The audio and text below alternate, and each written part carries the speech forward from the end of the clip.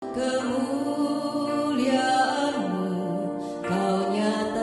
Sobat Pemenang dikasih oleh Tuhan. Materi renungan kita hari ini berdoa dengan roh dan akal budi. Dasar renungan dari 1 Korintus 14 ayat 1 sampai dengan 25. Inti renungan kita hari ini, Tuhan Yesus memerintahkan kita untuk mengasihinya dengan segenap akal budi, dan Rasul Paulus menegaskan agar kita berdoa dengan akal budi.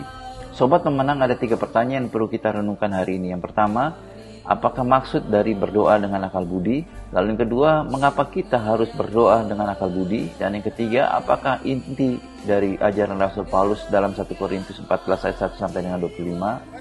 Ya, jadi masalah itu merupakan pupuk yang baik. Untuk apa? Pertumbuhan benih firman dalam akal budi kita. Maksudnya apa, Pak Pendeta? Saudara perhatikan waktu dengar firman, tiba-tiba firman berkata, kasihlah musuh. Saudara masuk hati, betul ya?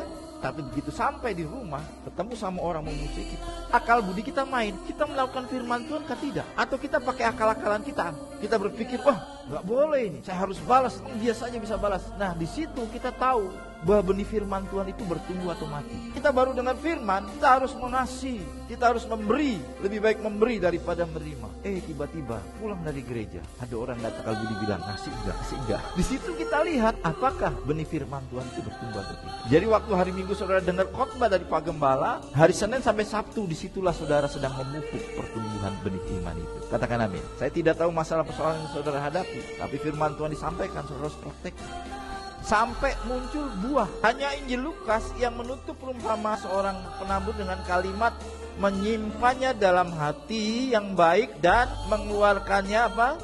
Buah dalam ketek.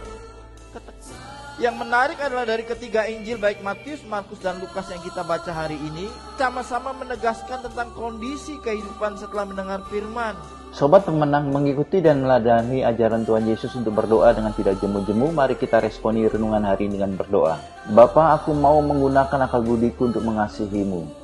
Lalu pokok doa syafaat kita hari ini, berdoa bagi keamanan bangsa Indonesia dan ketersediaan lapangan pekerjaan di tengah-tengah krisis global.